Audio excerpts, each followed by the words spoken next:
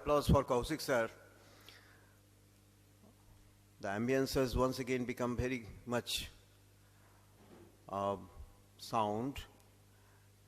Now, another youngster of our Vidyapith family, who is also new entrant, but already has placed his mark in his activities, Shri Mayukh Biswas, for his keynote address on Swami Vivekananda and modern youth.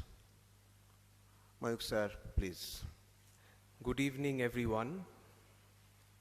First of all, I would like to convey my humble pranams to revered Secretary Maharaj, to a Principal Maharaj, to a Vice Principal Maharaj, and all the other respected Sannyasin and Brahmacharins, Maharajas of our Vidyapith family.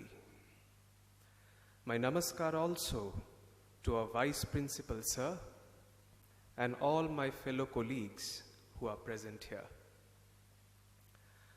The occasion which has brought all of us together today is not unknown to any.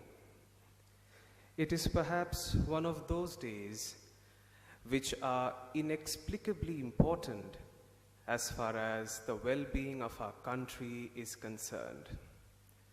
I use the word inexplicable because I feel that it is almost impossible to do complete justice while trying to explain Swami Vivekananda's contribution to reinvigorate India's once ebbing spirit.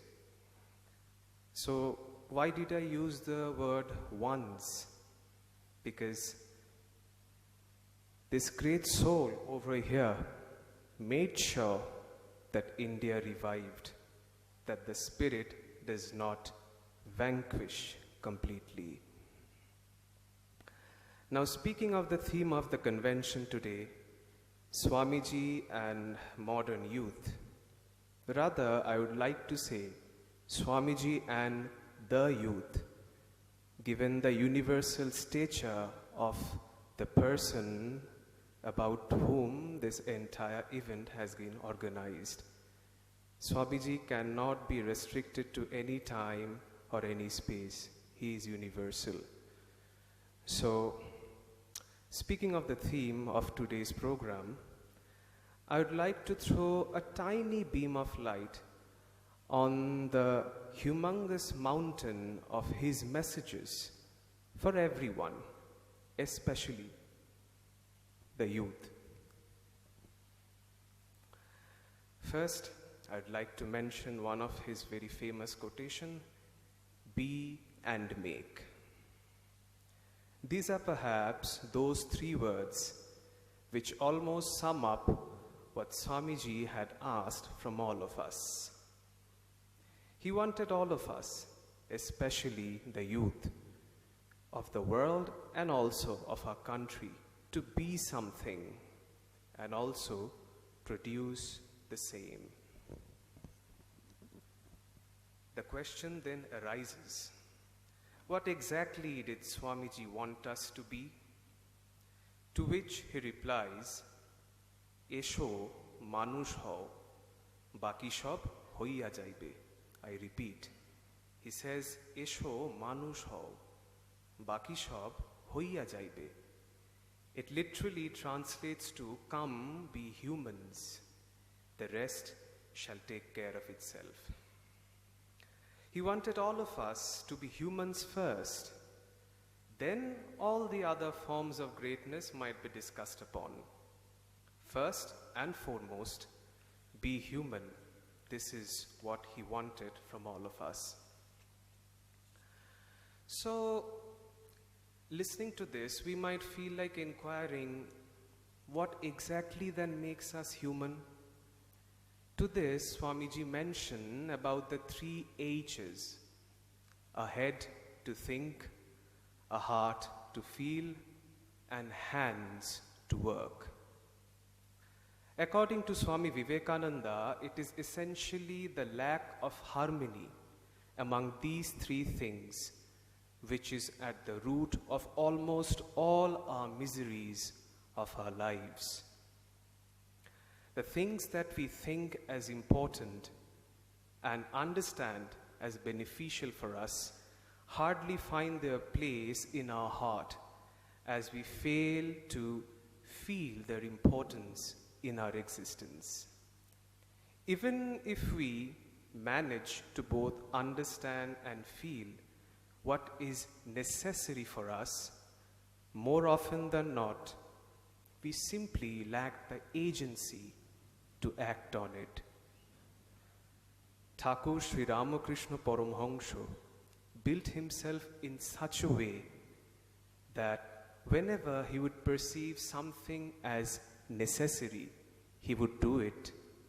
Nay, perhaps I've mistaken a bit. He would not just do it, he would be it. He would immerse himself so much into that particular discipline that his entire existence would be of that one single idea. Such was his beloved Noreen as well. Swamiji says, take up one idea. Make that one idea your life. Think of it, dream of it, live on that idea. Let the brain, muscles, nerves, every part of your body be full of that idea and just leave every other idea alone. This is the way to success. So far, so good. Realizing all this, a youth with rekindled spirit, maybe after listening to all of this, might feel like asking, should we then dedicate ourselves completely to any idea that we might come across? Shall that be a true fulfillment of our human birth? Or is there a catch? Swamiji replies, excellence is a goal in itself. For a man of the world, excellence is his worship.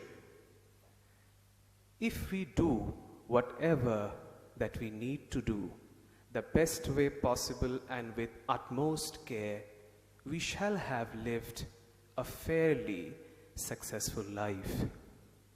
However, that would be a partial success.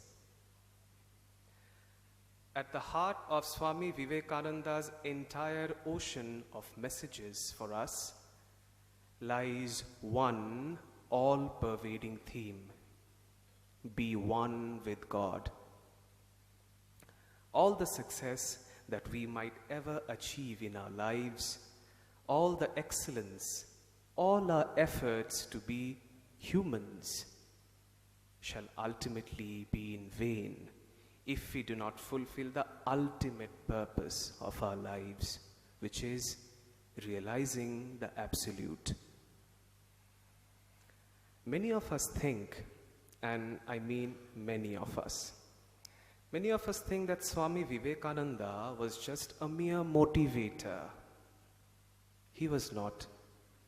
He was a man on a mission, and his mission was to make us realize who we really are. He wanted everyone, most importantly the youths of his country, to realize that they are all indivisible parts of one eternal and omnipresent divine consciousness, and that all our weaknesses essentially stem from the ignorance of that one true self of ours. We suffer because we do not know who are we. Swamiji exhorts that we shall finally be worthy of calling ourselves humans the day or even the moment we realize that we are one with Brahman, or the ultimate reality, that there is no you and me, that there is only one I, not the petty I which creates all the differences, the universal I, the fact fact that this entire existence, let alone this universe, is one single I. Swamiji believed his beloved youths would dedicate their entire lives to be and make such humans out of the, and I'm sorry to say, the barbaric and materialistic worms which the society has become or is full of, infested with. His dream was to flood every corner of the world with such humans who would embrace each other as one unitary singular I.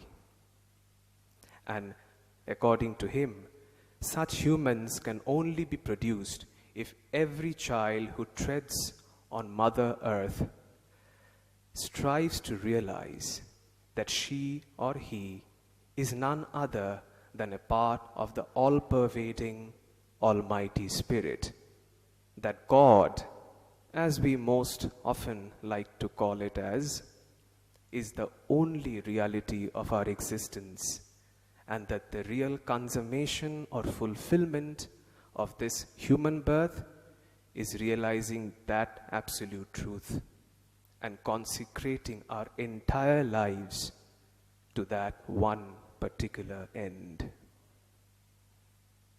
Joy Thakur, Joy Swamiji. Thank you.